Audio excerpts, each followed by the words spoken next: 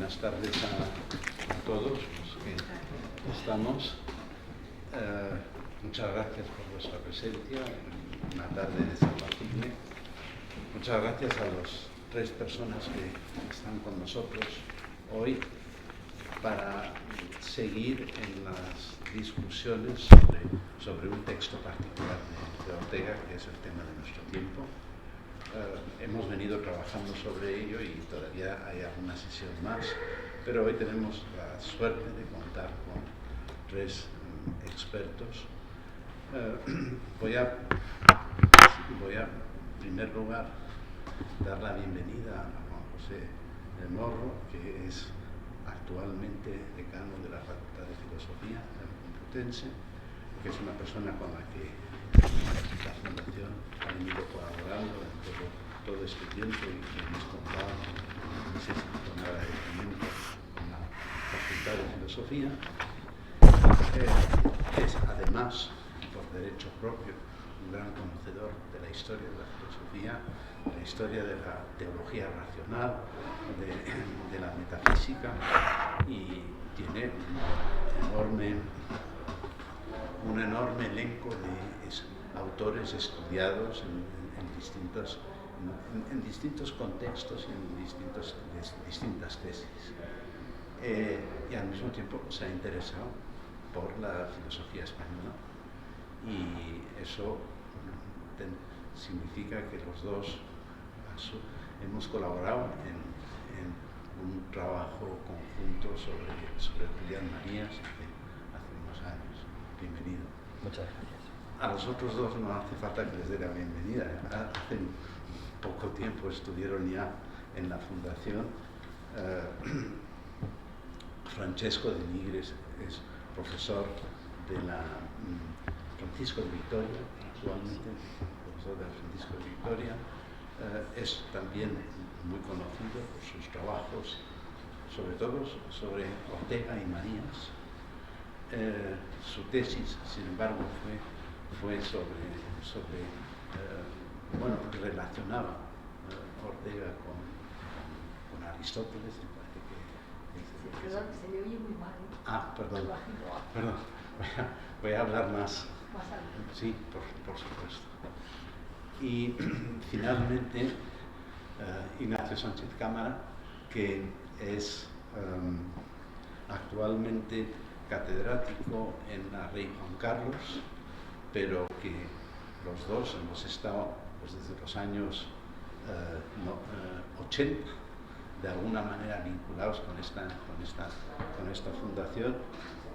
Todos los que nos acercamos a Ortega conocemos su trabajo sobre la teoría de las minorías en Ortega. Entonces lo que vamos a hacer es daros una primera palabra preliminar, y luego a partir de ahí pues entrar en una discusión y también contar también con vuestras posibles intervenciones. Entonces, Francesco. Yo creo que Ignacio había preparado, ¿no?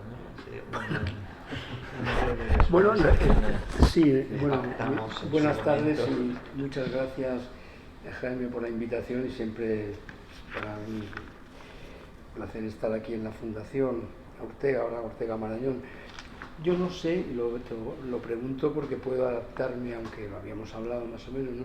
Si merece la pena una introducción de situar la obra o directamente entro en algún problema de contexto. Sí, lo digo por si me parece muy bien. Sí, bueno, porque a lo mejor no es necesario. Claro, celebramos el centenario del tema de nuestro tiempo, por lo tanto es un libro que se publicó en 1923. Ya unos años antes, 7, en el año 16, había publicado Ortega en El Espectador ese proyecto filosófico y personal, que emprendió un artículo titulado Nada moderno y muy siglo XX. Bueno, esto puede servir un poco como lema.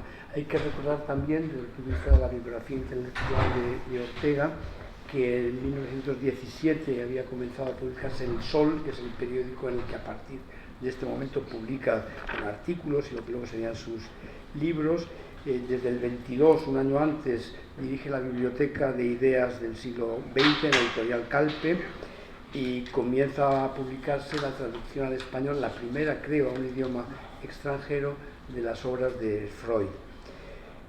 También alentó la traducción de Keyserling. Se trataba de estar a la altura del tiempo, que es un poco la gran preocupación a lo largo de toda su vida. Pero el libro capital de esta época, a pesar de que hay quien lo valora menos, creo que sin duda el tema de nuestro tiempo que nos convoca hoy, ¿no?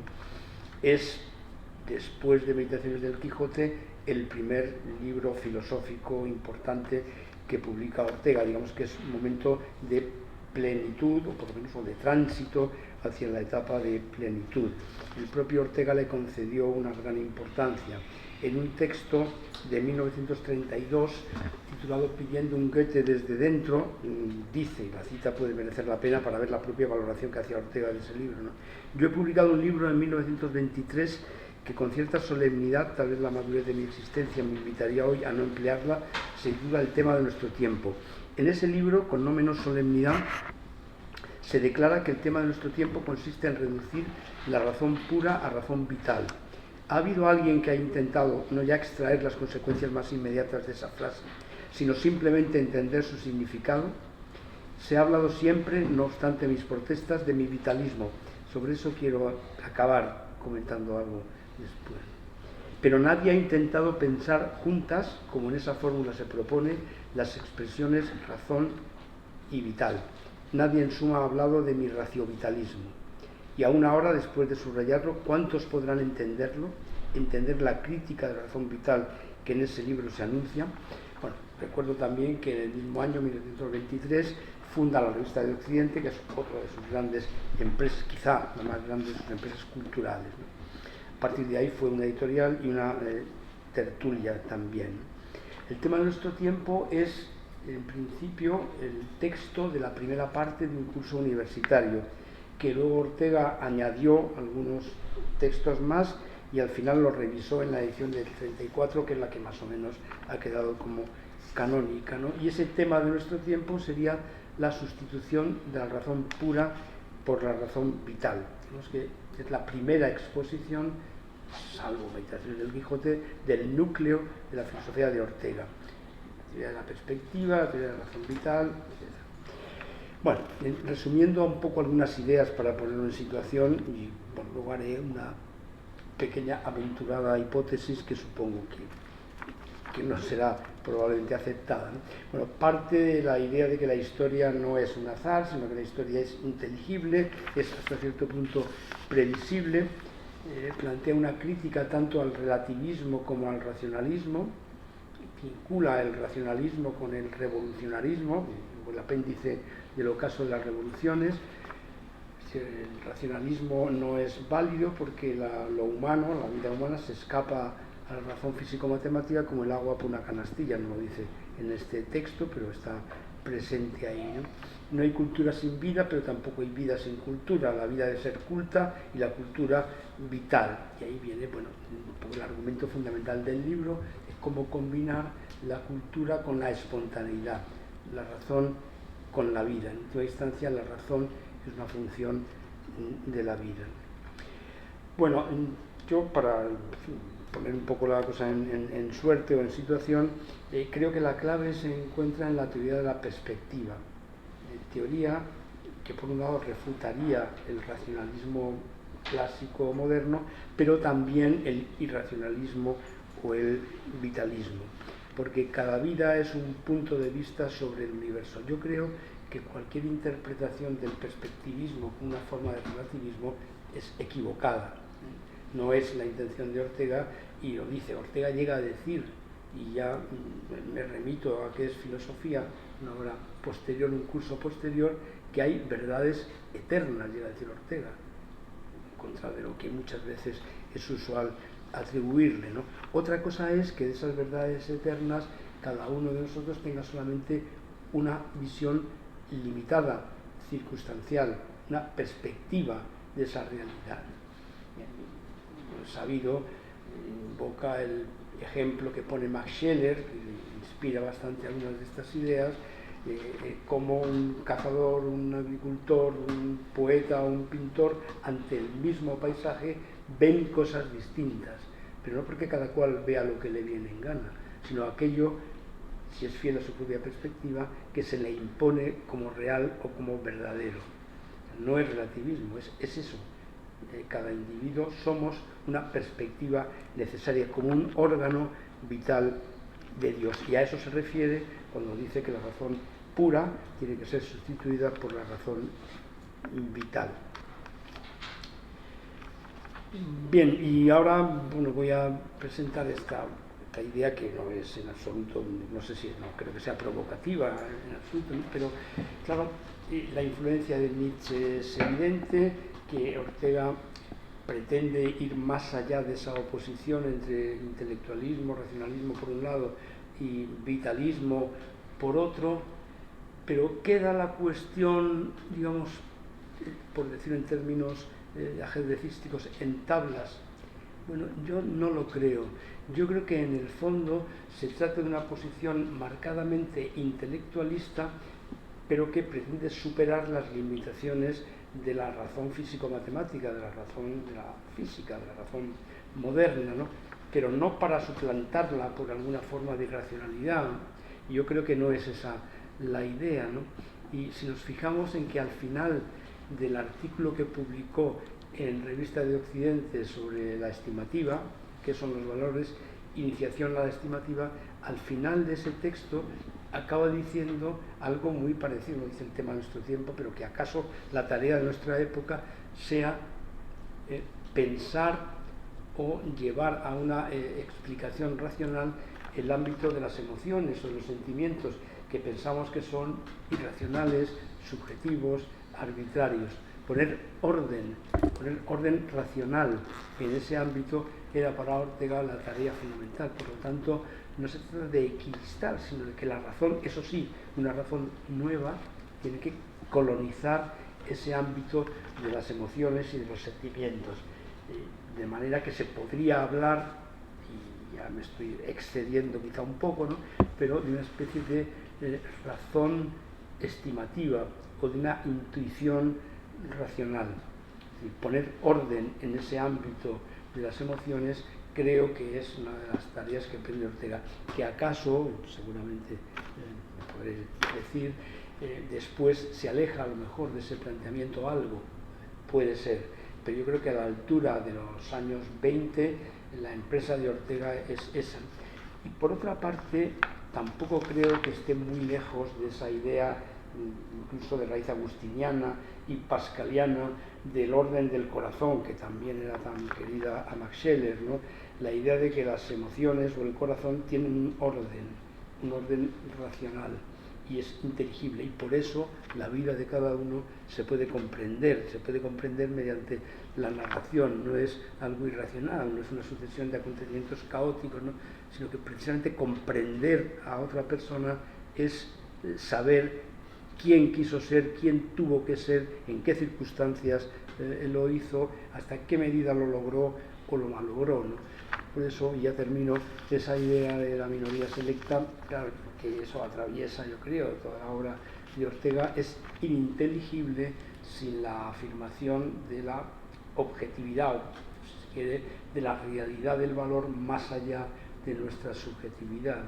Bueno, la idea sería que cuando valoramos algo, una persona, una obra estética, lo que sea, lo que no hacemos es emitir un juicio como si fuéramos señores soberanos, que decimos, bueno, esto me parece valioso, sino que más bien somos como siervos del valor que acatamos lo que la realidad nos impone, de manera que el valor viene del objeto o de la realidad, si se quiere, de la cosa en la que está depositado a mí y no al revés, ¿no? Y yo creo que eso tiene bastante que ver con lo que para Ortega era el tema de nuestro tiempo.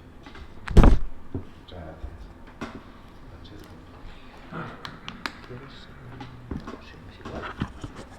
Pues buenas tardes a todos ustedes y muchas gracias a la Fundación Ortega y a Jaime de Salas por darme la oportunidad de conversar en torno a un libro de Ortega que, a diferencia de lo que comentamos unos minutos antes de iniciar esta mesa redonda, pues a mí no me parece libro secundario dentro de la riquísima bibliografía orteguiana. Bueno, todos estarán de acuerdo conmigo si digo que Ortega es un profundo pensador, un gran expositor de la propia filosofía y de la filosofía de otros, un maestro del lenguaje y un avezado componedor de títulos de libros. El título de un libro es muy importante. El título del libro, sin desvelar totalmente su contenido, tiene que anunciarlo y desde luego no puede traicionarlo, y además es la primera señal que el lector puede encontrar para saber si le merece la pena dedicar 3 o 4 horas de su vida, depende de la longitud de la obra, para leerlo. Y sin embargo, reconociendo el atractivo del tema de nuestro tiempo, capta la atención rápidamente, yo a veces he pensado que no es un título rotundo, redondo, acertado en definitiva. En primer lugar, por su ambigüedad. Claro, el tema de nuestro tiempo contiene un término que los filósofos del lenguaje llaman deíctico, esos términos que tienen un mismo significado, pero diferente referente, porque depende de quién lo pronuncie, de cuándo lo pronuncie. La palabra ahora, ¿a qué tiempo nos referimos? Sobre el contexto se puede aclarar, ¿no? Y claro, cuando encontramos el tema de nuestro tiempo, la primera pregunta que hace el lector antes de abrir el libro es ¿a qué tiempo se está refiriendo Ortega? Sin duda alguna, pues, a la época en que lo escribió. Bueno, sí, pero aun suponiendo que sea, digamos, el tema de los años 20 del siglo pasado, el tema de nuestro tiempo plantea la cuestión de durante cuánto tiempo, ¿verdad? ¿Cuál es el lapso en que se distiende ese tiempo para formar, digamos, un tema y del cual se ocupe esta obra? Es el tema de una generación. Ciertamente, al comienzo del libro hay unas jugosas páginas en torno a la concepción orteguiana de historia. Ignacio Sánchez Cámara se ha referido brevemente a ello, quizás haya ocasión de volver sobre el asunto, porque ahí se anuncia, a mi modo de ver, una suerte de cuarta crítica, ¿no?, frente a las 3 kantianas, la crítica de la razón pura, la crítica, digamos, de la razón práctica, una crítica de la estimación estética y de la biología, la crítica del juicio.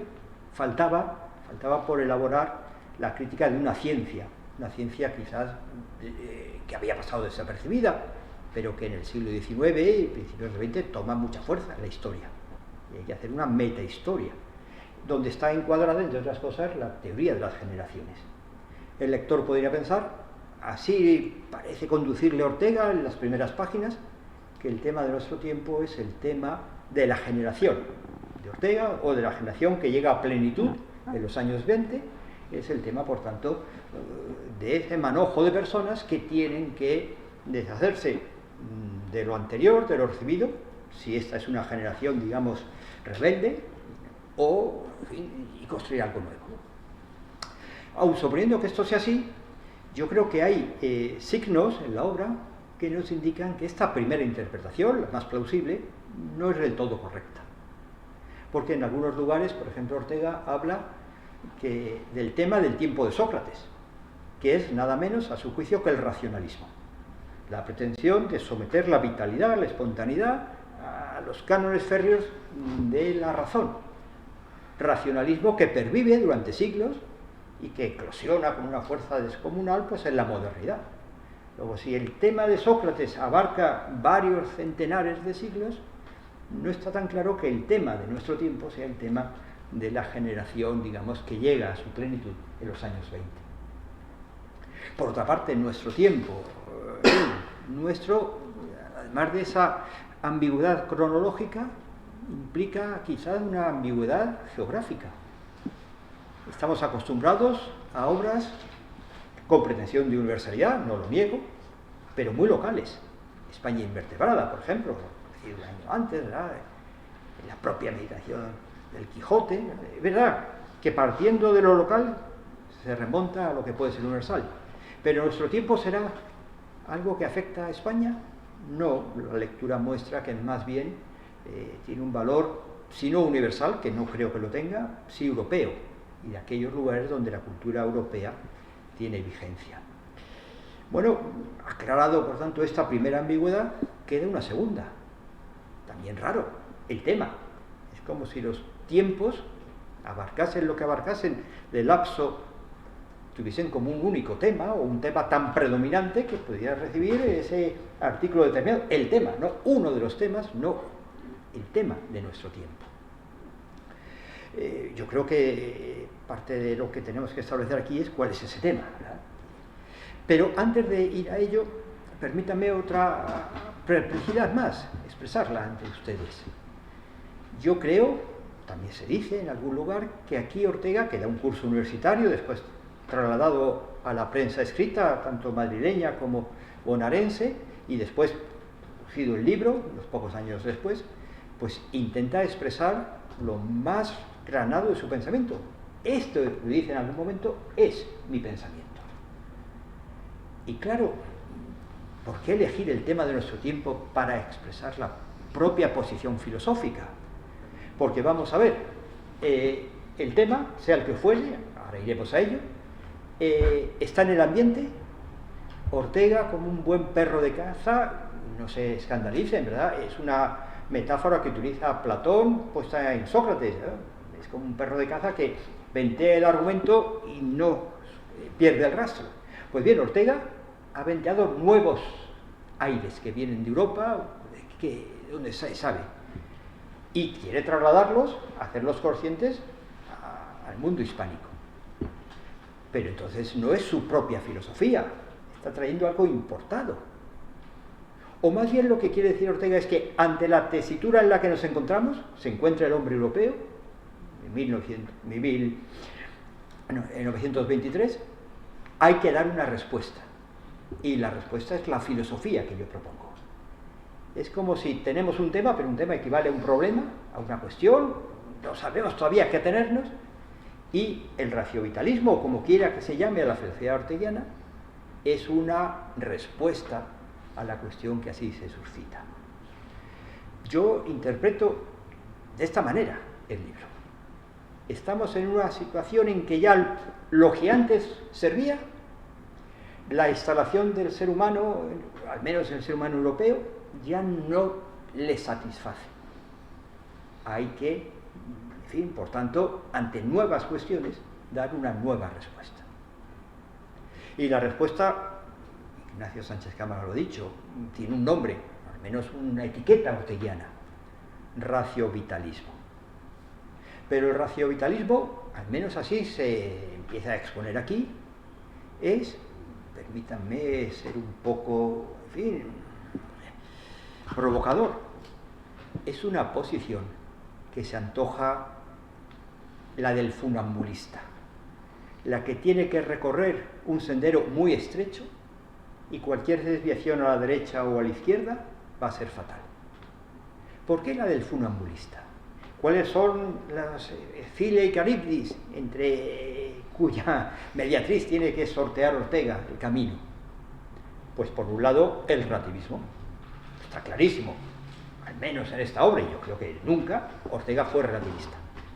El relativismo es la pretensión de Protágoras, ¿verdad?, de ser el ser humano la medida de la realidad, la medida de la verdad, la medida de los valores, la medida de la política, la medida de la ética, la medida de todo. Ortega no es relativista, la verdad tiene un valor, claro, yo no sé si llega a decir, creo que sí, absoluto, aunque luego hay que matizarlo, pero tiene un valor objetivo. La verdad no es construcción humana. Y sin embargo, en fin, esa que es la tesis opuesta al relativismo, que también en este libro tiene un nombre, racionalismo, tampoco nos puede satisfacer si estamos a la altura de este tiempo.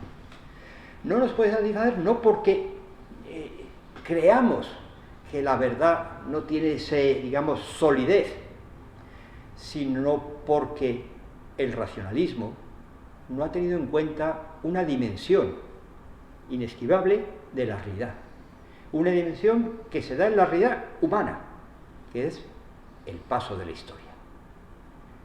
Para el racionalista, la historia es una mera anécdota, es algo totalmente extrínseco.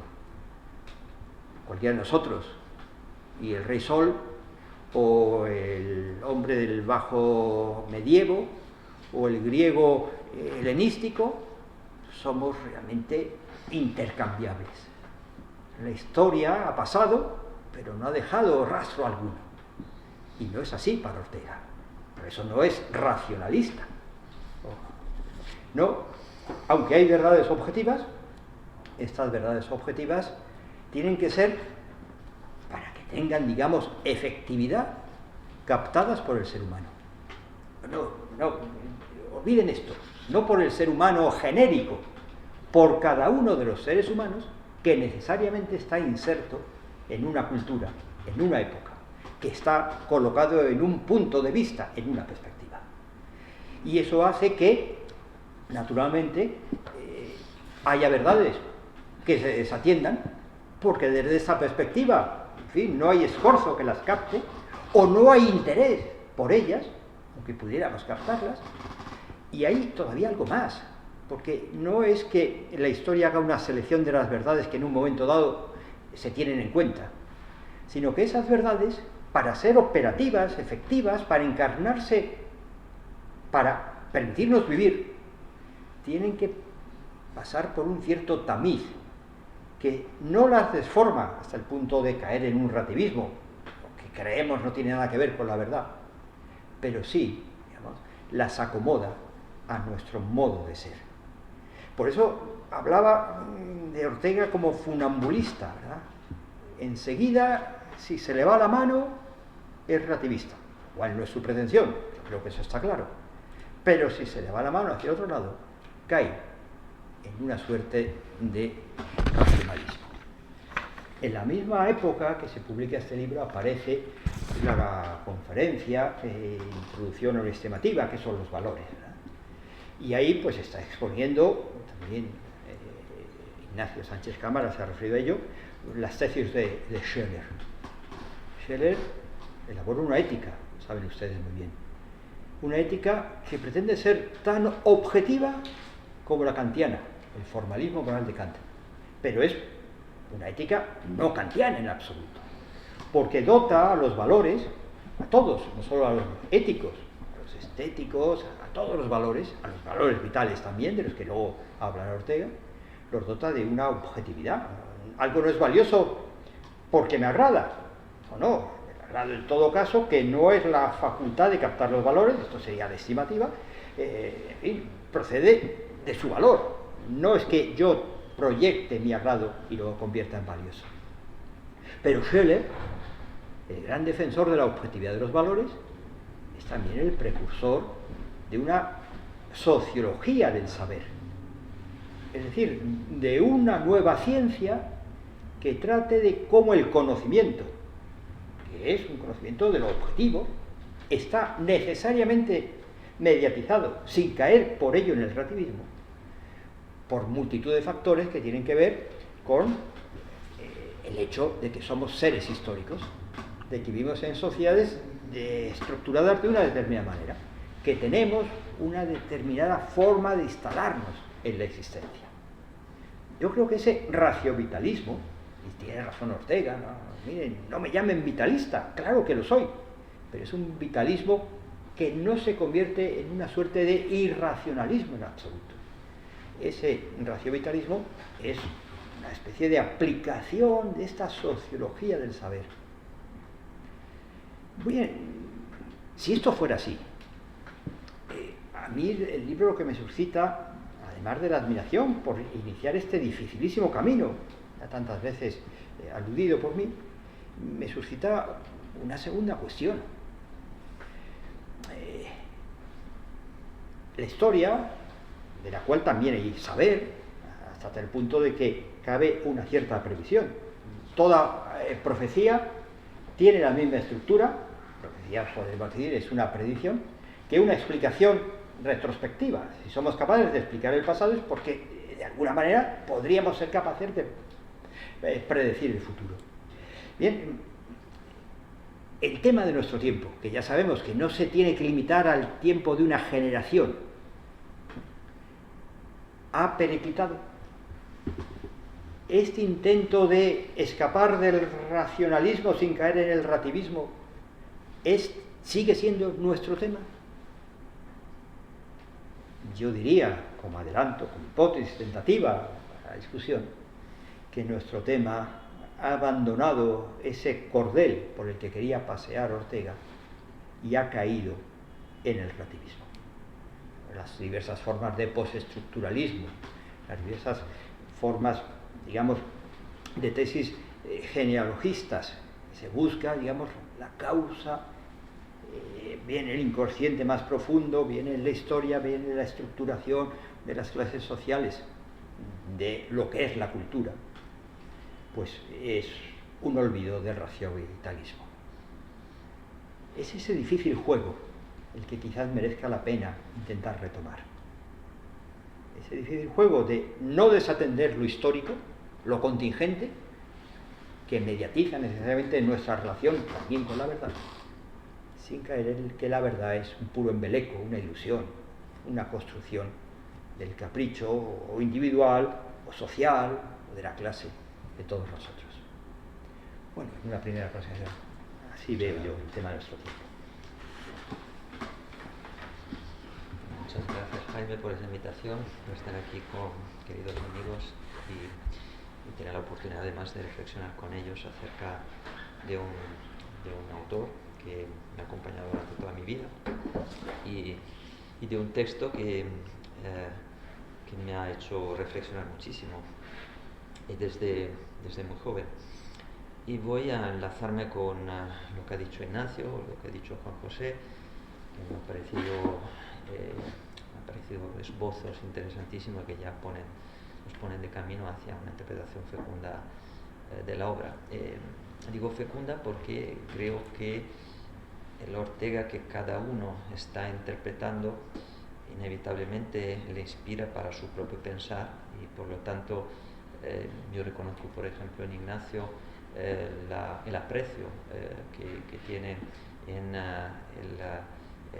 ese periodo en que efectivamente Ortega intenta filosofar acercándose mucho a la filosofía de los valores de Scheler y como bien ha recordado Juan José, en ese mismo periodo se gesta su estimativa de los valores y que es una posible solución a ese intento malabarista que tenía Ortega, como bien ha dicho Juan José, de mantenerse de forma fecunda y de algún modo creadora, porque eso creo que era el intento, es decir, que el tema de nuestro tiempo fuera el tema de un tiempo que indicaba Ortega como el que le llamaba a él para poder filosofar de una forma creadora. Entonces yo creo que sí, puede ser una posibilidad, es decir, las cosas son portadoras, como decía Scheler, de valores.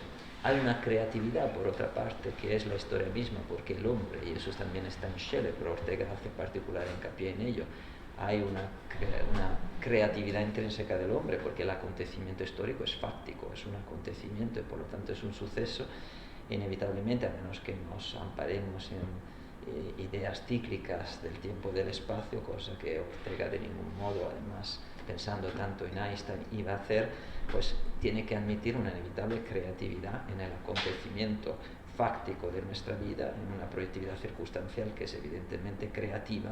Deberíamos ver hasta qué punto creadora, porque aquí empiezan los problemas, es decir, nosotros podemos crear una obra de arte y alumbrar un cierto valor de belleza hasta aquel momento desconocido y ampararnos en que ese valor en el fondo es eterno, pero nosotros lo estamos descubriendo circunstancialmente a través de una creatividad histórica que en última instancia es el fundamento mismo de la historia y esa sentirse el hombre generacionalmente en esa especie de apercepción histórica, ¿no? Como bien ha dicho Juan José, parece introducir a una nueva crítica de la razón, una razón histórica, y por lo tanto el hombre tiene una percepción creencial, inevitablemente histórica, de sí, en la medida en que crea posibilidades que antes no las había.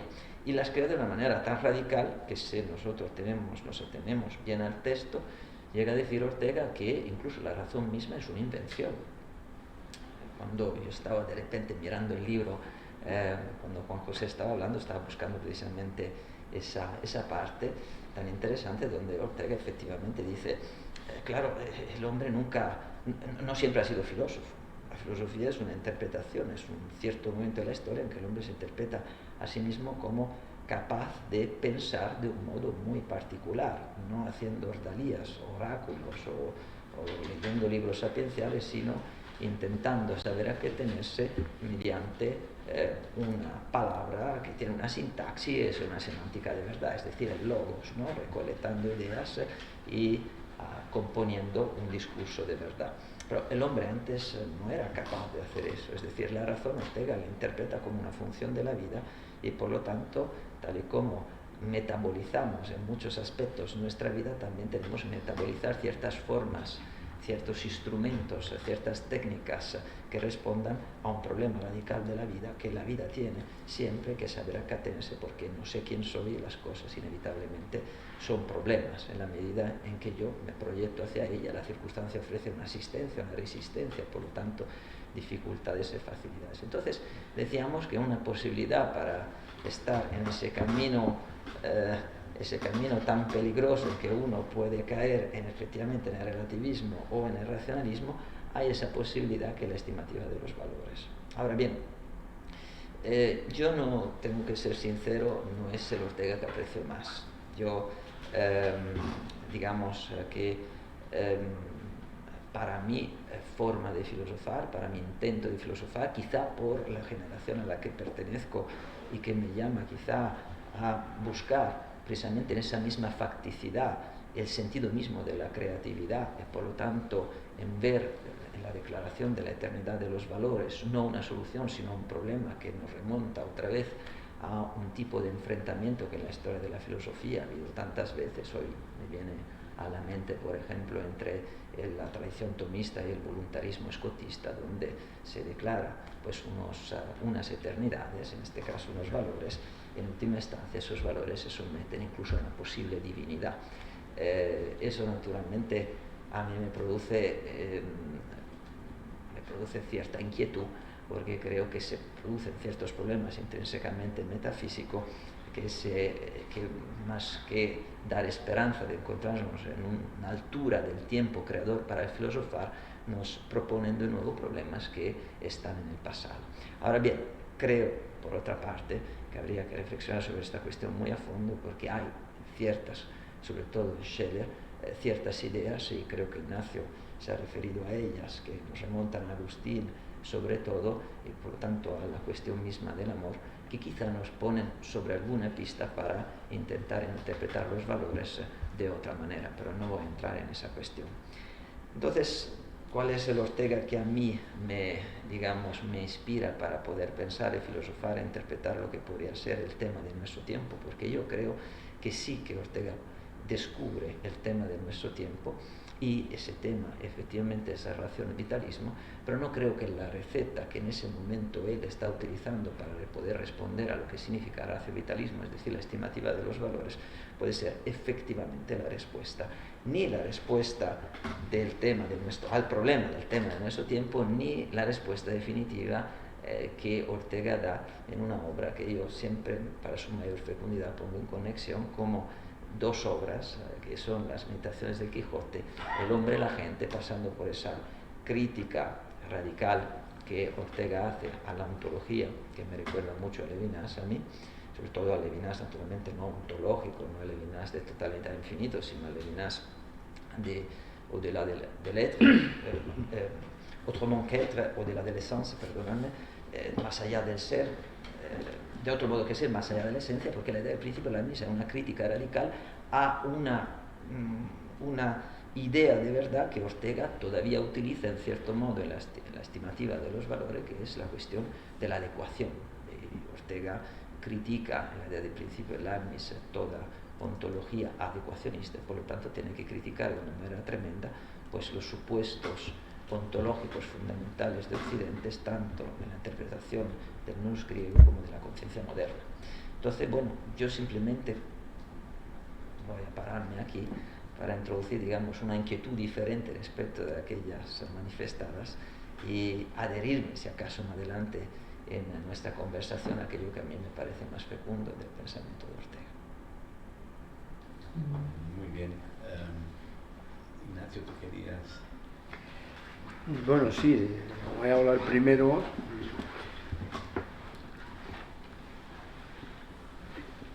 Además, en esta casa... Si quieres que le digo algo... No, como a quieras. Francesco. Entonces, me ha parecido interesantísimo lo que has dicho. Y me lo ha parecido porque yo, con respecto al tema de nuestro tiempo, tengo la sensación de que Ortega, para él mismo, no ha respondido bien a lo que está buscando. Yo lo diría de otra forma, pero y posiblemente detrás de eso pues, podría haber más o menos acuerdo, pero lo diría de otra forma. Convengo que a la hora de valorar a Ortega es muy útil remitirse a Meditaciones del Quijote, y también es muy útil pensar en el hombre y la gente. Y yo diría que puestos en esa tesitura, el tema de nuestro tiempo marca una cierta transición, hasta el punto de que yo diría, el tema de nuestro tiempo vuelve al final a la idea de perspectiva que Ignacio ha apuntado ya, la doctrina del punto de vista, y vuelve a ello de una forma que se podría decir es un ensayo, y es incluso para el propio Ortega un ensayo. Es algo que propone porque es lo mejor que puede decir en ese momento, pero no es su última palabra. Donde yo creo que es muy importante al valorar esto es pensar que, aunque está todavía pensando en el contexto de Meditaciones del Quijote y está en cierto sentido agotando un modelo que ha introducido en Meditaciones del Quijote, lo que creo que es importantísimo, y ya lo habéis vosotros mencionado, es la aparición de la historia y la aparición de una perspectiva social, porque en cierto sentido la historia, ahí hay en esas páginas que Juan José, y perdona la familiaridad, ha puesto de manifiesto, hay la diferencia entre verdad y vigencia. Este juego va a ser muy importante, porque yo creo que es un problema que va a mantener Ortega hasta el final. Y cuando uno hace una lectura del hombre y la gente, también habría que relacionarlo con la idea de principio en Leibniz. Y la idea de principio en Leibniz es, efectivamente, se puede entender como una recusación de un tipo de racionalismo, pero al mismo tiempo es también casi como una especie de campo de cisne, de ese mismo esfuerzo, y un punto en el que él podía conectar muy bien con Husserl, la crisis de Husserl, en el sentido de que había que defender por encima de todo, a pesar de que las cosas no están claras, había que defender la ciencia, y que sería esencial para el mundo europeo. Y la ciencia, y con la ciencia vendría todo un contexto cultural que permitiría la ciencia. Entonces, creo que hay algo así como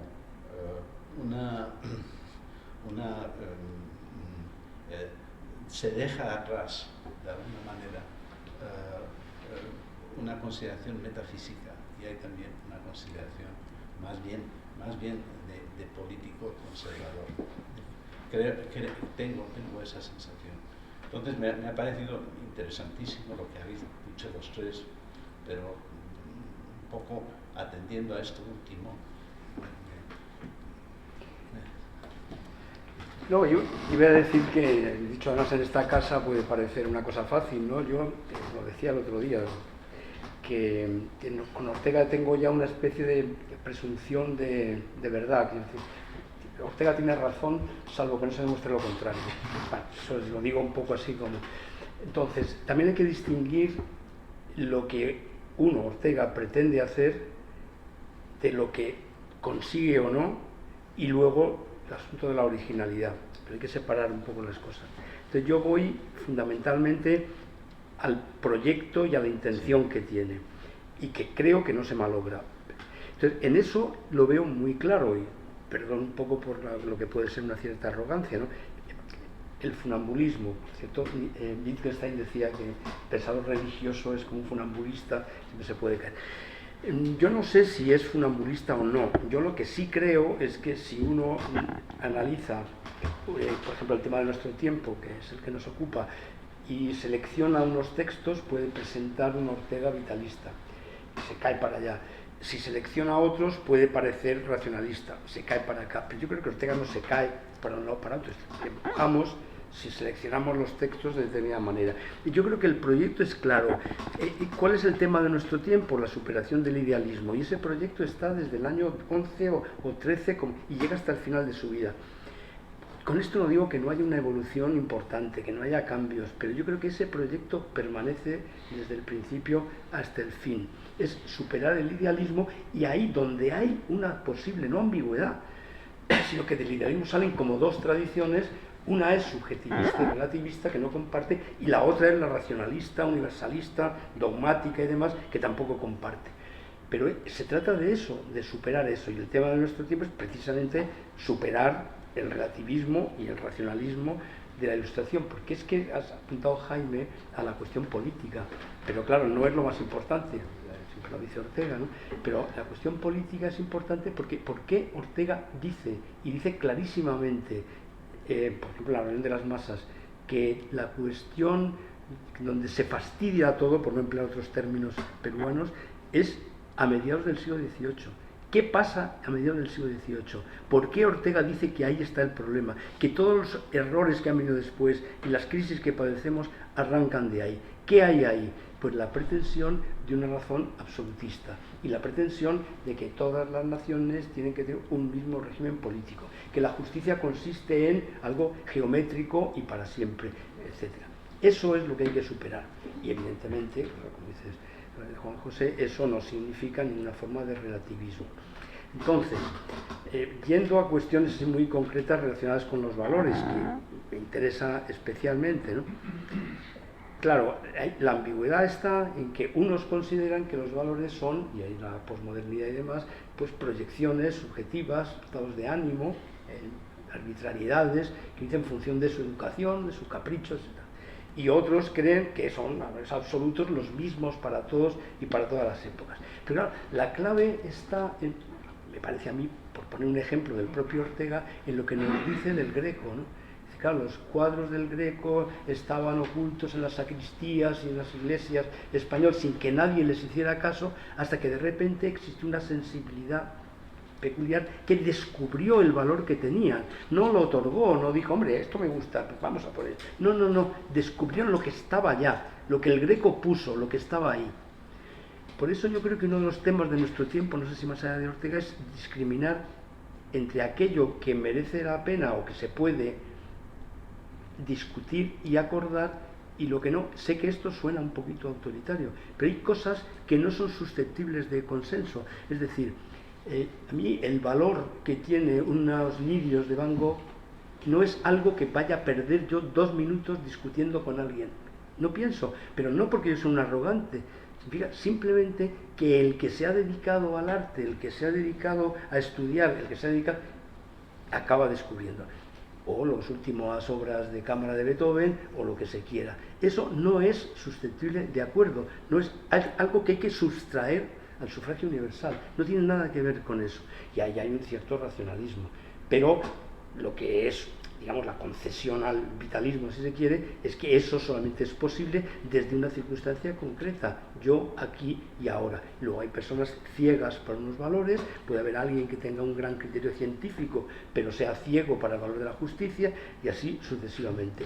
Pero esa me parece que es un descubrimiento de Max Scheler que yo creo que es probablemente definitivo, y el propio Ortega asume, ¿no?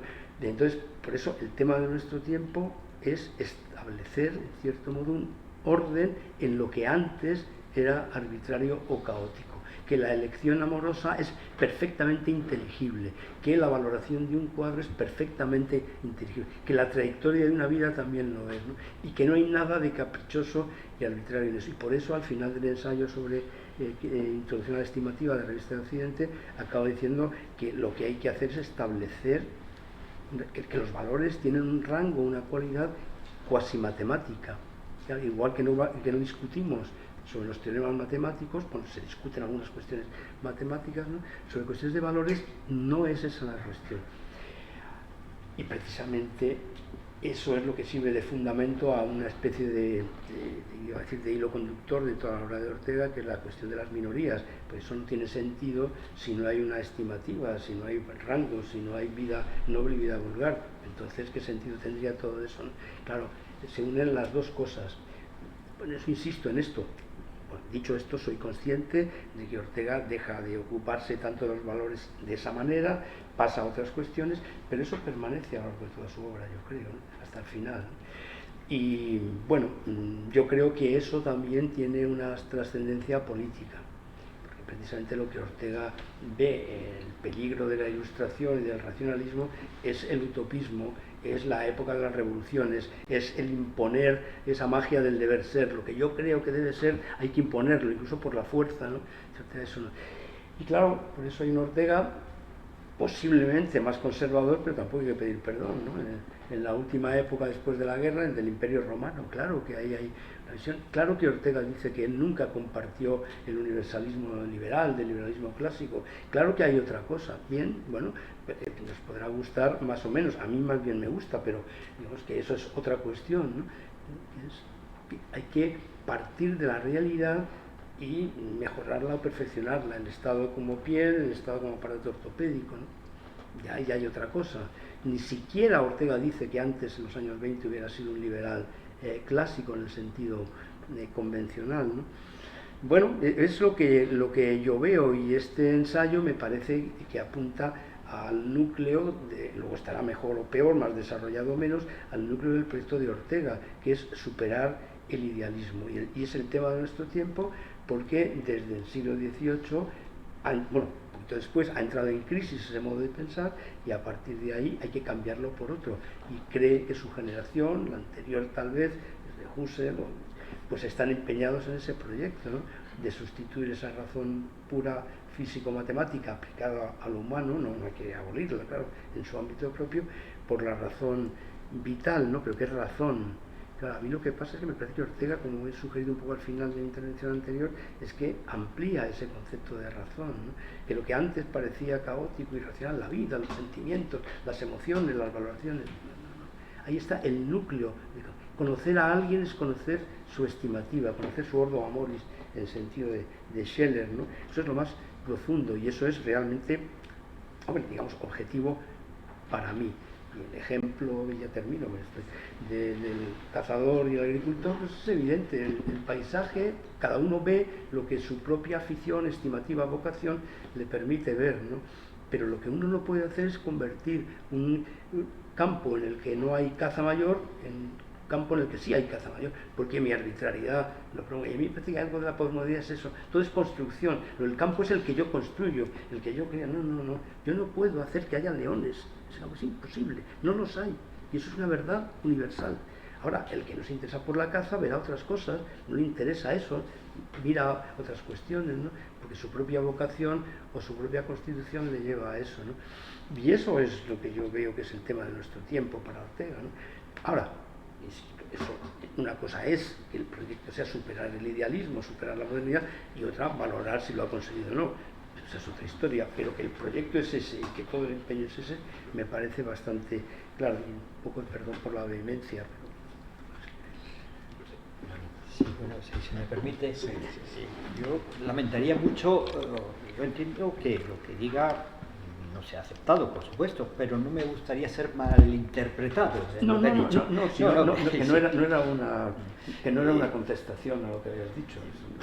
Sí, dos observaciones, quizás, ¿no? Mi mención a Scheler iba probablemente en un sentido diferente, porque creo que no tiene tanto peso en esta obra y en el arco completo de la obra de Ortega la posición de Scheler, siendo muy importante y habiendo dedicado Scheler más de uno y de dos y de tres escritos. Yo lo traía a colación como un ejemplo de un pensador de la misma época, va a morir estos años, en que intenta encontrar esa posición de equilibrio entre un racionalismo, un objetivismo, en este caso de los valores, pero podríamos decir también de las teorías científicas o de... Scheler es un embriagado de esencias, lo describió Ortega en cierto momento, ¿no? Un racionalista y a su vez creador de una disciplina incipiente que es, como mencioné antes, una suerte de sociología del conocimiento que después en la tradición alemana y en otras tradiciones ha tenido mucho desarrollo. Es decir, ver el condicionamiento de la contingencia histórica en la aprehensión. No fue un azar que Bartolomé Cosí dijera, bueno, estos cuadros del Greco están muy bien. No fue una... no se podía haber hecho antes, se pudo hacer en ese momento. Si alguien lo hubiera dicho antes, dice Ortega en esta obra, sería un extravagante.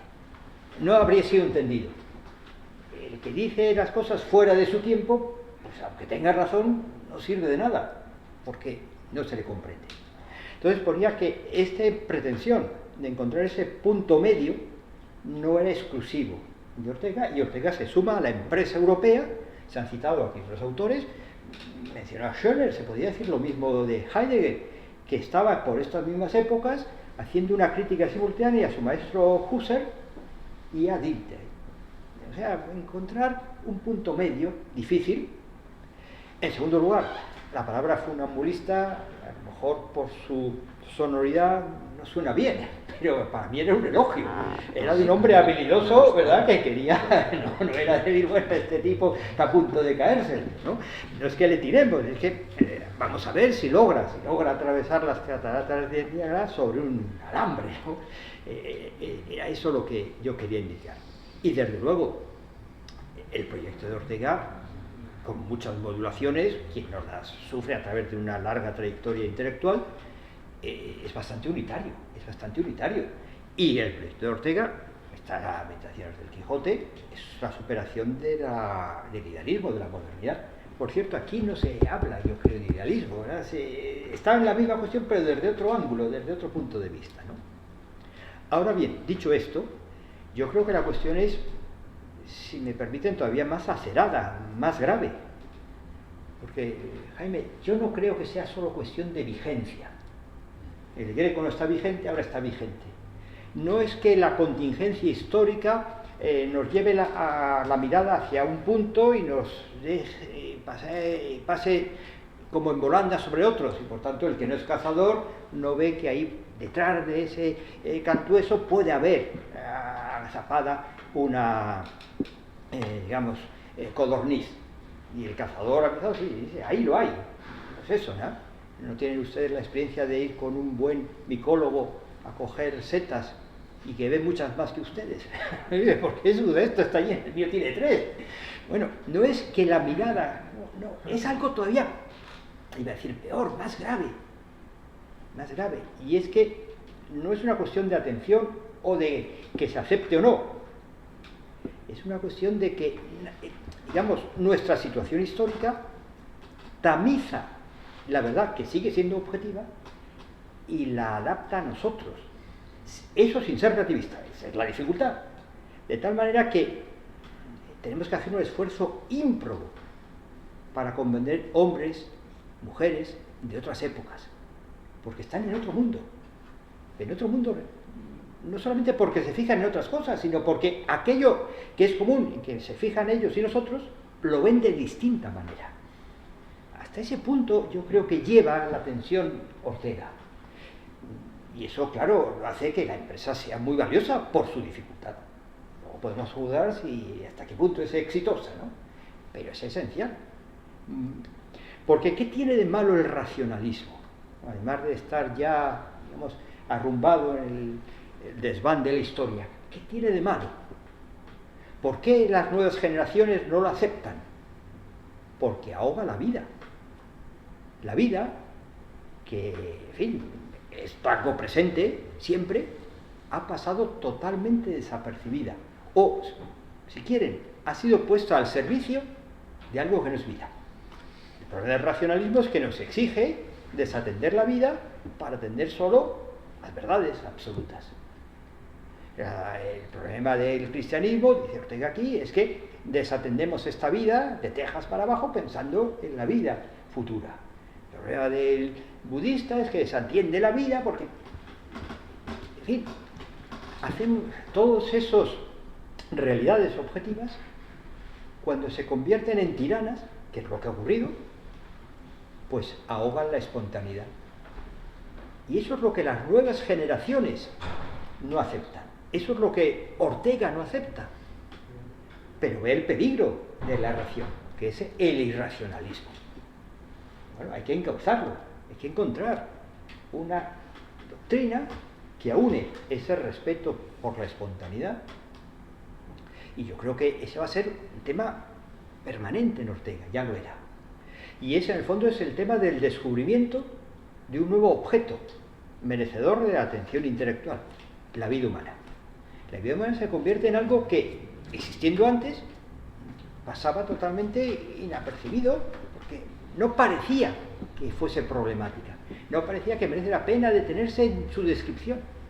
La vida humana aflora ahora mismo como objeto de atención filosófica. Y por eso después se creará, después de la Guerra Civil, el Instituto de Humanidades con Julián Marías, que tiene como objetivo el estudio de ese nuevo tema, la vida humana. Es una nueva respuesta a encontrar ese, repito, ¿verdad?, complicado equilibrio. Pero, en fin, no creo que sea solo cuestión de vigencia, es más grave todavía. Naturalmente que la vigencia es un elemento esencial de cómo la historicidad, la contingencia, influye en cómo nos encaramos con la realidad. Pero me temo que hay todavía más y que Ortega vislumbraba que podía haber más dificultad. Sí, más dificultades, efectivamente, creo que ese es el problema. Si yo estoy de acuerdo con ambos, es decir, estoy de acuerdo, Ignacio ha repetido, ¿no?, la teoría, la doctrina del escorzo, de la perspectiva, de los valores, de cómo los valores se nos imponen y por lo tanto nos muestran que es una condición de eternidad la posibilidad de escorzarlos, por lo tanto no somos nosotros que los creamos, etcétera, etcétera. Todo eso yo estaría de acuerdo si no estuviera de acuerdo también con Juan José, que dice que hoy en día de algún modo estamos en una cierta vigencia de un irracionalismo que al fin y al cabo por alguna razón sí que pues las masas han entregado a él. Entonces podemos decir masas descabezadas que se han entregado al irracionalismo, pero desde mi punto de vista hay una debilidad metafísica de la teoría de los valores. Desde mi punto de vista, eso no es necesario que se comparta. Entonces, como decía antes, para mí precisamente la estimativa de los valores, como decía antes, no quiero repetirme, pero tengo que engancharme de nuevo a lo que he afirmado precedentemente para que se pueda entender más mi punto de vista.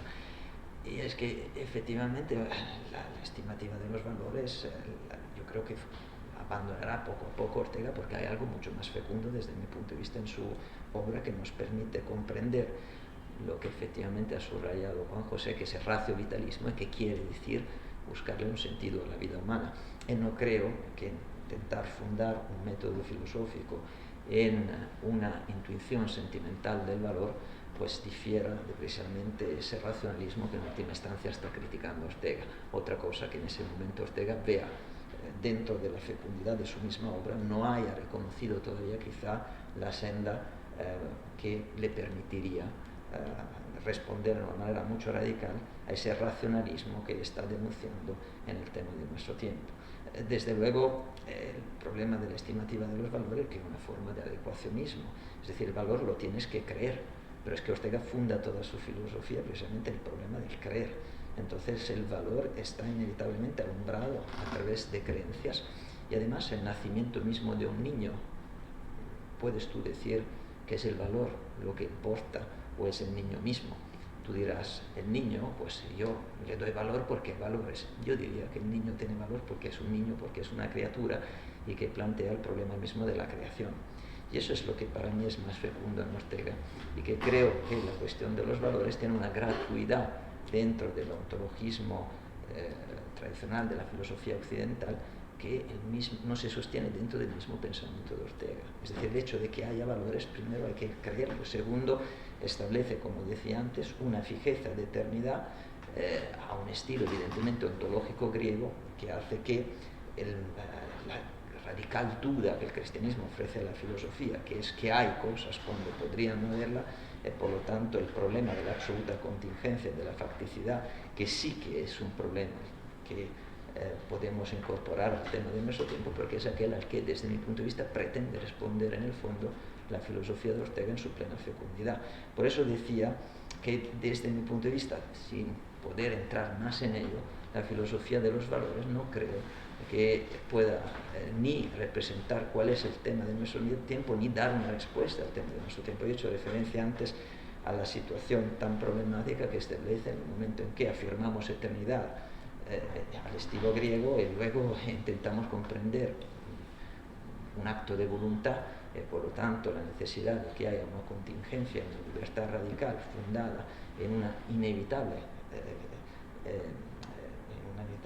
presente creador desde el punto de vista espacio-temporal, y que obliga continuamente a una dicotomía que no es ajena a la dicotomía del realismo y del idealismo que está criticando continuamente Ortega. Entonces, lo que yo veo, hay una necesidad de dar una respuesta, de una duda mucho más radical que la duda ontológica, porque yo creo que Occidente, hasta por lo menos Ortega y Levinas y otros filósofos contemporáneos, han dudado del ser. Descartes ha dudado de todo, no ha dudado del ser.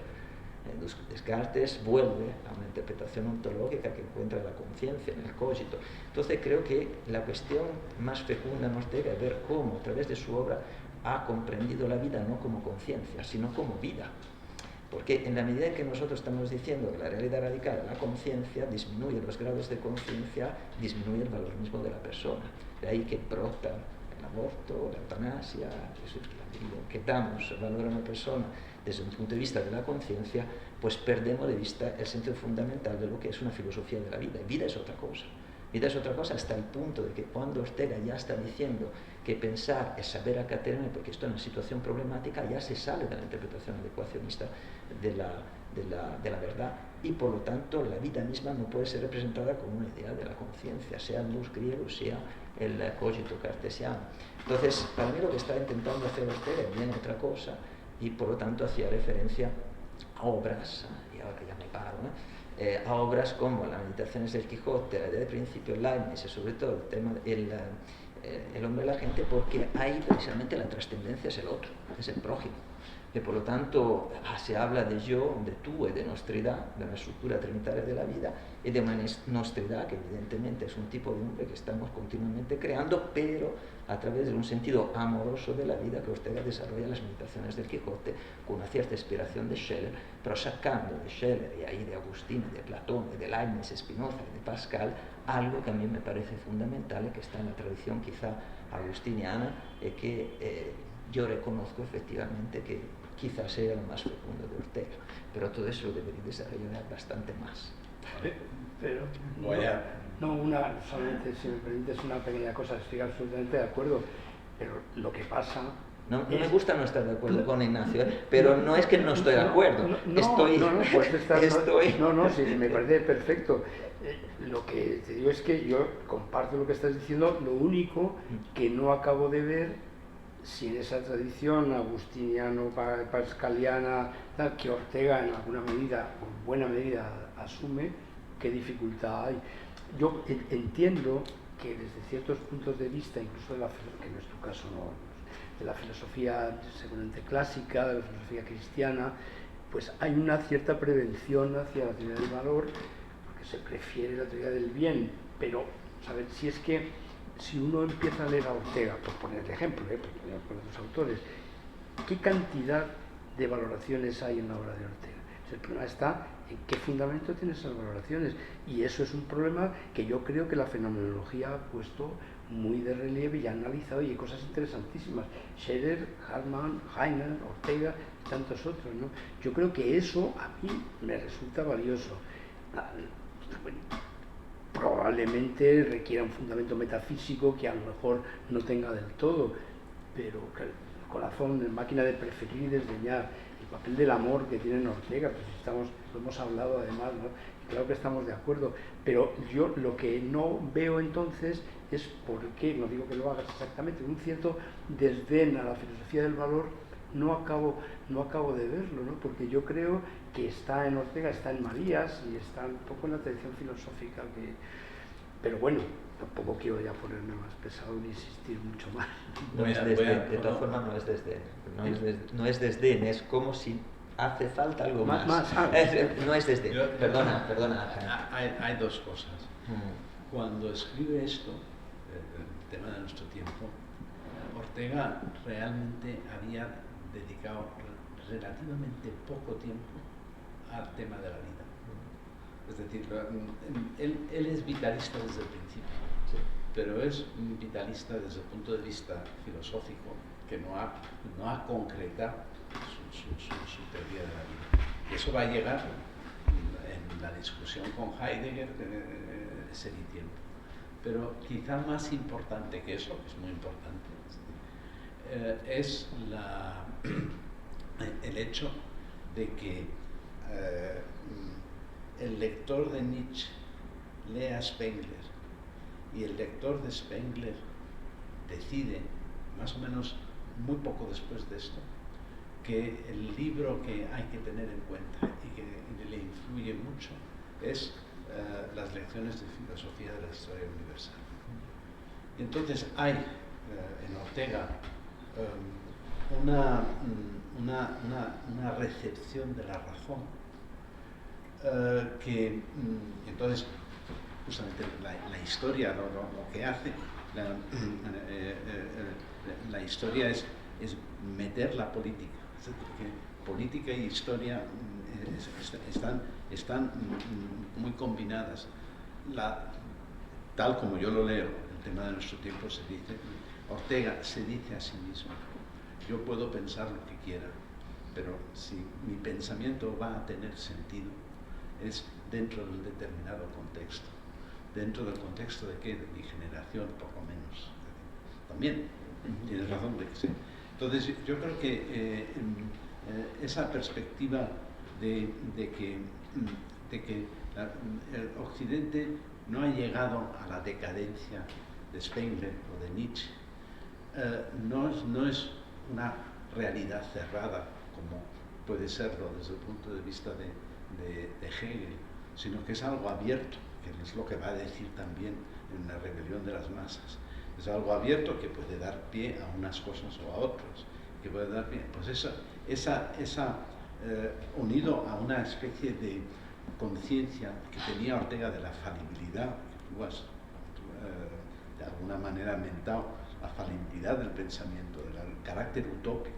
O sea, es un tema del último Ortega, del pensar. Pues eso hace un tipo de pensamiento mucho menos concretado en ese sentido. Sí, yo creo que hay un cierto biologicismo, pero bien entendido. Sí. Biologicismo en el sentido de que el biólogo analiza cualquier elemento del ser vivo y descubre su funcionalidad. Y Ortega señala, bueno, pues es que nosotros somos seres vivos que por ser vivos tenemos un valor, y dice, no solo el valor del bios, de la vida biográfica, sino del zoe, de la vida puramente biológica, que ya es valioso, más valioso que lo inerte. Pero bien, nosotros que somos seres vivos, que tenemos razón, y a partir de esa razón hemos construido toda la ciencia europea, de la cual no reniega, por supuesto, y nadie se ha parado a pensar qué función vital cumple esa ciencia que hemos construido, o ese arte que nos hemos entregado con denuedo, o esas utopías políticas en virtud de las cuales ponemos nuestro pecho en la barricada para que nos atraviese la bayoneta. ¿Qué función biológica tiene ese pensamiento? Y yo creo que la razón vital, el raciovitalismo, lo que después será la razón histórica, es dar una respuesta a esta pregunta. ¿Por qué ese pensamiento tiene una función biológica? Y eso significa de desarrollo de la vida, y en nuestro caso de desarrollo de la vida personal, de la vida biográfica. Es un cambio, por tanto, de, digamos, paradigma comprensivo. No porque se abandone el modelo de adecuación, sigue estando ahí la realidad y tiene su peso y no podemos prescindir de él. Pero ahora se va a valorar la cultura, donde entra la ciencia y otros muchos elementos, se va a valorar la cultura desde ese punto de vista biográfico. Y eso es, yo creo, la propuesta orteguiana, llevada a sus últimos extremos, ¿no? Claro, resulta difícil hacerlo, ¿no? Vamos a dar, no sé si alguno de los que están presentes... Jaime, solamente, Jaime, si es medio minuto, no lo sé. Que, absolutamente de acuerdo, pero eso no significa que los valores vitales sean los superiores. Ni en Scheler ni en Ortega, claro, pero eso es importante. Quiere decir que hay un fondo de vitalidad primero y ver qué función cumple en la vida, pero la jerarquía de los valores, el placer o la vitalidad tal, no está por encima de los valores espirituales, ni en Ortega tampoco, pero vamos, que no lo han dicho en absoluto, digo, es una precisión. Perdón. Pues no sé si alguno... Sí, por favor. Buenas tardes a todos, ¿no? Decirles que yo soy un amigo de la Fundación, soy historiador de profesión, algunas personas ya me son conocidas, José Ortega, en principio, y a me han dicho ustedes pensar en mi primera juventud, obviamente, cuando estudié historia en la Complutense, pues me daba por intentar, y entendía parte de Ortega de puro claro que en algunos momentos podía resultar hace, Dios mío, no sé cuántos decenios, para un joven de entonces. Gracias por este intercambio de visiones en torno al tema de nuestro tiempo, un título que a mí en mi juventud me intrigaba naturalmente, a lo propio del conocimiento para ciertos jóvenes y no solo jóvenes. Pero quiero dejarles comentar, hacerles esta cuestión. No hay ninguna relación, que yo conozco de muy pocos, algunos conozco, pero pocos, ¿no?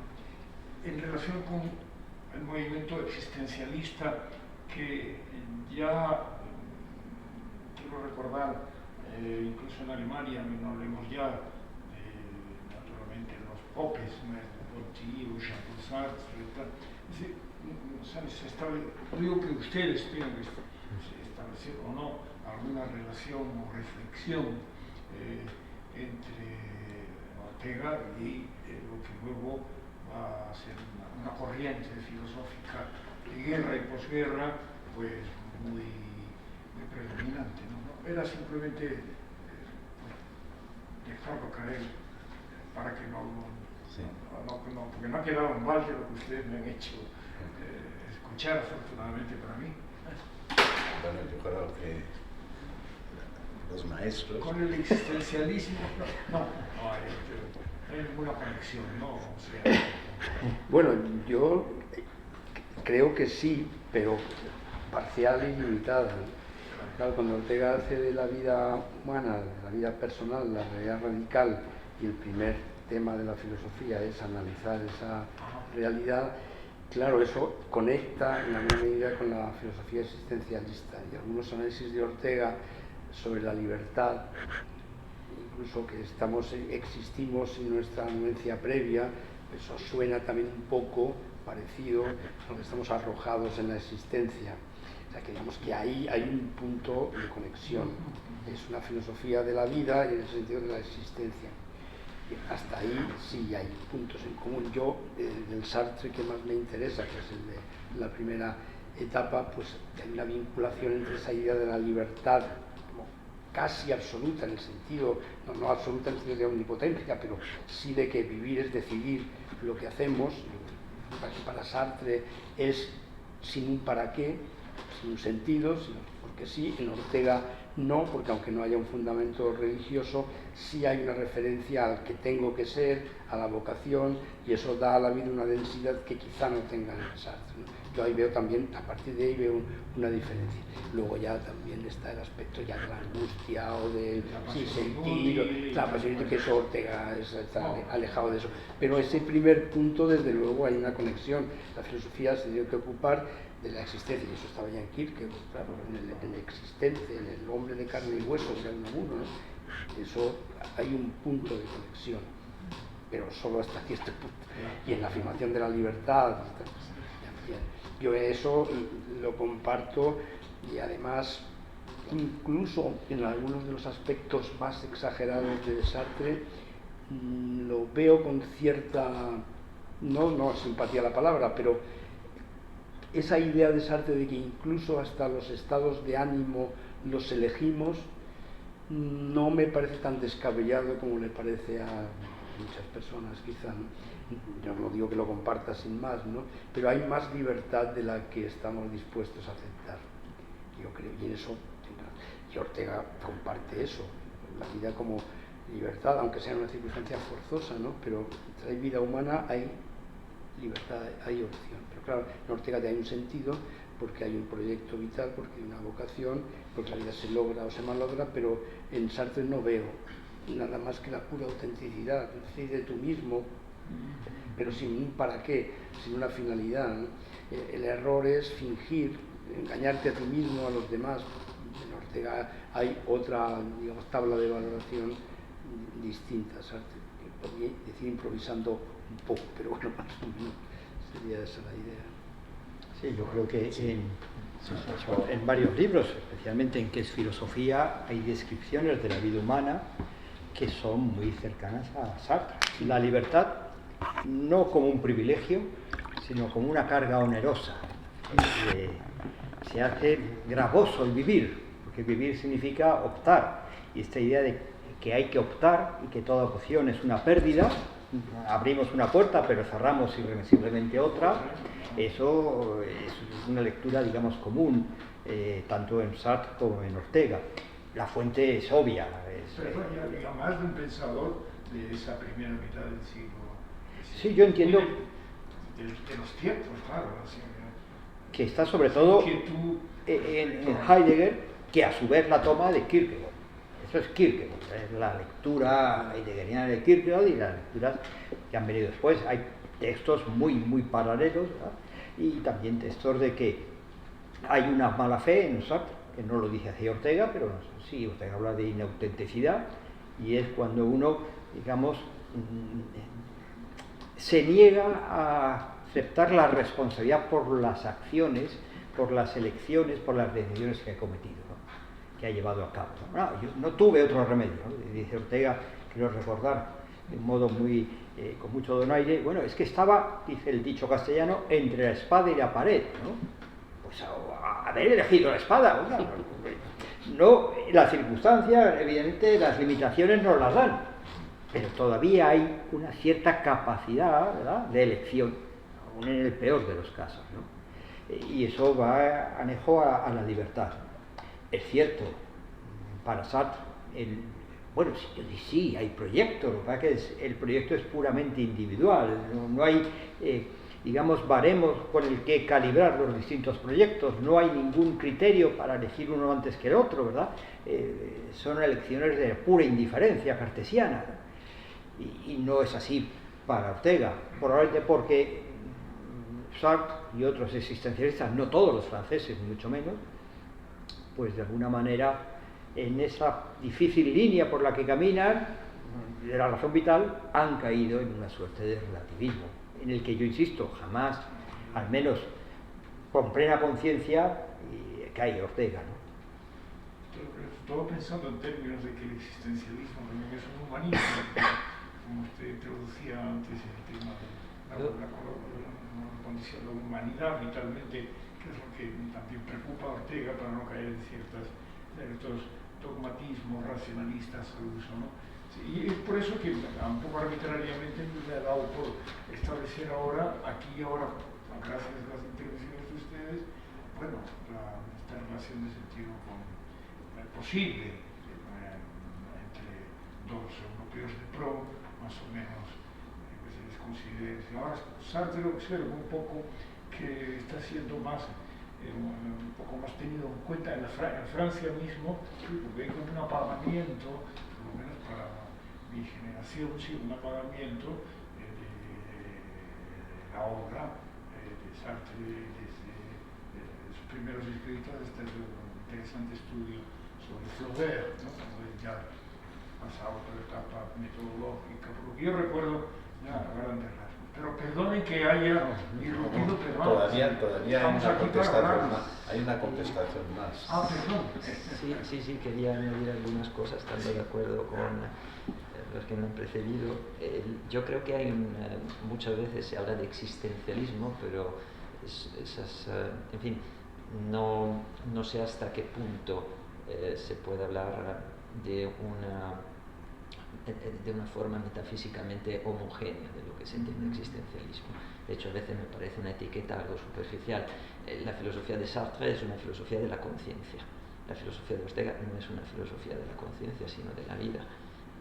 Se puede parecer, desde luego, más, en cierto modo, entonces, a Kierkegaard, quizá, como ha dicho Ignacio, precisamente por la crítica de Kierkegaard a la autoposición que supone la filosofía de la conciencia y la exigencia de un concepto nuevo, el de espíritu, que es heteroposición, en la medida en que la vida me ha sido donada y por lo tanto necesito creer en lo extraordinario para abrirme a ella y por lo tanto vivir en el agradecimiento. Ese es el concepto de espíritu de Kierkegaard. Por lo tanto, inevitablemente plantea una cuestión fundamental que es la trama de la vida, por lo tanto la cuestión misma del instante, cómo puede ser el instante eterno en la medida que es histórico, ¿no? Y hay temas que sí que son muy cercanos a los que plantea Ortega desde el punto de vista de la razón vital, que es intrínsecamente histórica y narrativa y por lo tanto busca continuamente una trama biográfica. Respecto del existencialismo supuesto de Heidegger, ya sabemos que Heidegger mismo rechaza esa etiqueta de forma vehemente y no quiere que el mismo Sartre se la ponga, como sale en una carta al humanismo. Pero además es que la filosofía de Heidegger es una filosofía que está, al fin y al cabo, entre una ontología que poco tiene que ver con un ontologismo, que en general tiene poco que ver con Ortega, porque la razón extática del existir humano, del Dasein, es decir, de la apertura misma, de esa supuesta mundanización, encarnación, de esa anticipación de posibilidades de ser en el mundo, que es el proyecto, esa razón de apertura es una razón ontológica, cuyo sentido está precisamente en la caducidad del hombre, en la medida en que el tiempo humano pues es fáctico y mortal, y por lo tanto hay un continuo alumbramiento de una posibilidad de que son íntegras, porque en todo momento pueden dejar de caer, por lo tanto hay un sentido del tiempo que en última instancia sí es ontológico, pero depende de la caducidad fáctica de la finitud de lo humano, pero eso poco tiene que ver con lo que podríamos llamar un existencialismo de Ortega. Ortega aborrecía el término existencialismo y en cierta medida, curiosamente, aborrecía al mismo Kierkegaard porque no le gustaba su estilo, pero sí que tenía mucho que ver Kierkegaard con Ortega, así como tiene que ver, desde mi punto de vista, Blondel con Ortega. Yo mismo estoy dando ahora, bueno, desde hace digamos que a Blondel nadie la ha llamado existencialista, sin embargo tiene mucho que ver con Ortega, muchísimo más de lo que podría tener Jean-Paul Sartre que ver con Ortega. Pero habría que hablar de eso mucho. Bueno, pues mira, estamos ya acercándonos al final. No sé si hay alguna otra pregunta. bueno, lo mío no tiene mucho que, bueno, un poco que ver, pero yo me estaba preguntando, bueno, buenas tardes a todos y encantada de escucharles, la verdad que es un placer estar aquí. Quería llevar un poco al terreno actual de lo que es las redes sociales e internet, que están cambiando un poco el paradigma en las relaciones humanas y en el tiempo. ¿Cómo creen ustedes que afrontaría esta época Ortega desde su punto de vista, desde su pensamiento y desde lo que es el tiempo? O sea, lo que estamos actualmente viviendo, que creo que es una vorágine donde las relaciones humanas han cambiado, ¿no? Que ya no es lo mismo que se vivía antes y que todo es como muy instantáneo, muy rápido y todo eso. Gracias. Vamos a ver, claro, las conjeturas sobre qué diría, yo no me atrevo. Sí puedo decir un poco lo que me parece, partiendo de lo que dijo en una situación distinta, de lo que podría decir ahora. Entonces, si partimos de la rebelión de las masas, por poner un ejemplo, o de los últimos párrafos de la misión de la universidad, pues que critica muy duramente el estado intelectual y moral de las sociedades europeas y el estado de la prensa, porque es durísimo lo que dice sobre los periodistas al final de misión de la universidad. Claro, si partimos de ahí, yo pienso que el dictamen que haría de la situación actual sería más duro aún, porque yo creo que es más. Ahora bien, yo en alguna ocasión, bueno, no es que sea cita, pero como lo pienso, pues lo he dicho alguna vez, yo en alguna ocasión me planteé si el análisis de la rebelión de las masas se había cumplido o no. Y mi impresión es que sí se había cumplido, se ha cumplido e incluso agravado, es decir, la rebelión de las masas se ha producido, lo que Ortega entiende por rebelión de las masas se ha producido. Lo que sucede es que creo que ese triunfo es muy endeble, no sé si emplear el adjetivo de pírrico, pero es endeble, porque ese triunfo conduce al fracaso, conduce a una situación de degradación intelectual y moral. Es decir, cuando Ortega, no soy catastrofista, aunque lo parezca, pero claro, Ortega habla de que Europa se ha quedado sin moral. Yo hablé en la década de los 30, se ha quedado sin moral. No es que haya una nueva que pugne, se ha quedado sin moral. ¿Qué ha pasado? Pues yo creo que hay excepciones, porque tampoco es que haya triunfado completamente el relativismo y la posmodernidad, pero el tono dominante es ese, ¿no? Entonces yo creo que sería muy duro con esta situación, lo cual no quiere decir que hará la abolición de estas nuevas tecnologías y demás, seguro que no, pero desde luego unas cautelas muy fuertes en torno a esto sí, y yo creo que sería, ya digo, muy duro sobre la situación hoy dominante, creo, con certeza absoluta, pero parece evidente. Es una situación que no era tan grave, pensemos en los periódicos de la época, cómo estaban escritos, en fin, todavía, y dice eso, pues esta posibilidad de que cualquiera pontifique sobre lo que sea y tenga la misma audiencia que el que merecería ser escuchado, o más, sin duda más, ¿no? Yo creo que ahí se produce el dominio de las masas, claro, y la supresión de las minorías que quedan difuminadas, pero es lo que me parece. Sí, por encontrar algo positivo, yo estoy de acuerdo con Ignacio que Ortega pues tendría que decir esto, ¿no? Pero Ortega da mucha importancia bueno, hemos visto, a los valores vitales, siendo los únicos ni los supremos, y da mucha importancia pues a la espontaneidad, cuyo ejercicio podemos llamarlo deporte. El origen deportivo del Estado, en fin, hay muchos elementos, el prólogo al libro de 20 años de Casamayor, de Llévenes, en fin, el deporte, ¿no? Y el deporte es esforzado, cualquiera que haya ido, vamos, cansa, ¿no? Ciertamente quizás el deporte no sea lo que las masas practican, solo las élites, la aristocracia, pero si nos encaminamos a un mundo en el cual lo opuesto del deporte, que es el trabajo, el esfuerzo, pero no hecho por ello mismo, el esfuerzo por el esfuerzo, por la actividad, sino por el producto que produce, ¿no? que trae consigo, entonces desde ese lado, un mundo sumamente tecnificado, donde se reduzca la jornada laboral casi al mínimo, ¿verdad? permitiría, si se dieran otras circunstancias, pues que nos dedicáramos a lo que de verdad merece la pena, que es el ejercicio de la espontaneidad, que es creador de otros muchos valores.